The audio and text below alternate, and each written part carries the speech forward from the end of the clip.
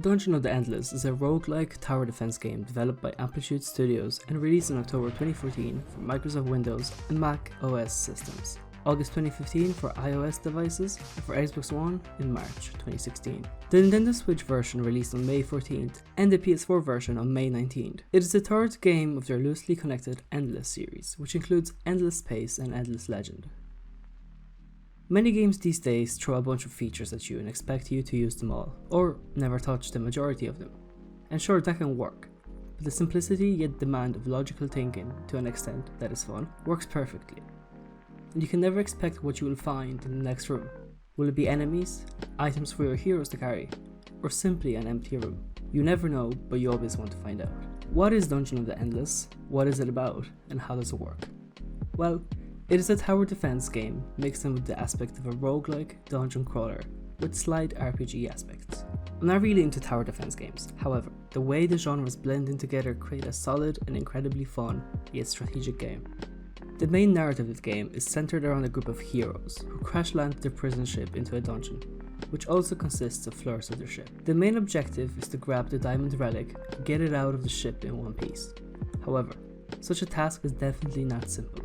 Each character has a different role. They can be a scientist, the lawman, or one of the prisoners, and each of them has different stats and a slight backstory. The game and each floor allows you to explore the roguelike dungeons, aka rooms of each floor. You power up various rooms in which you can set up turrets, defenses, health, etc. Your familiar tower defense objects. You can also meet traders, such as Death himself, to either purchase armor, weapons, or a random card, which, as it is in the name, gives you a random item to use for your character. While you explore room by room with your two characters, out of a large variety of characters who all have different pros and cons, just as the ships you get to select at the beginning, you face enemies and cave your path towards the next elevator. Once you find it, the real action begins. You find the quickest possible path, light them up with the generator power you have, and use other tools at your disposal to, as previously said, move around your various turrets and the like.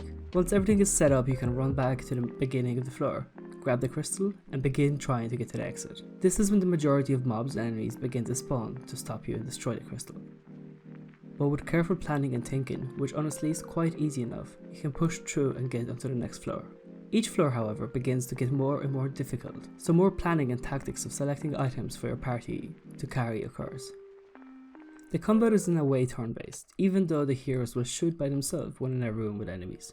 Although, you can use different special abilities when you move the characters into a room full of enemies. But you can also, if you want to, stay in a room and not do anything, or perhaps stay in one and plan the next move, just like in The Binding of Isaac. Each floor also consists of a tactical layout map, which allows you to see the whole floor as you explore it, which of course helps with the later part of finding the quickest route to the next floor, but also see which rooms consist of what. So if you indeed are in trouble when carrying the crystal, you can bring them with you into a death trap room filled with turrets or any other weapons you research throughout the game.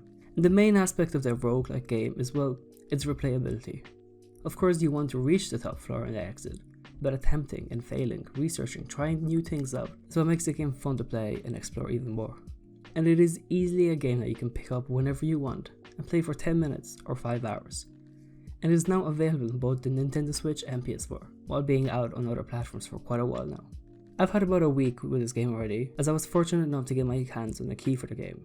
All thoughts are my own, and I was the one who reached out to the publisher, and I've been having an absolute blast. Oh, and don't trust the 2 difficulty options, by the way. Just as the cake, they are a lie. Thank you for watching this review of Dungeon of the Endless on PS4. If you enjoyed this, make sure to leave a rating, share the video around, give me your thoughts if you have played the game below in the comments or on my Twitter, and subscribe for even more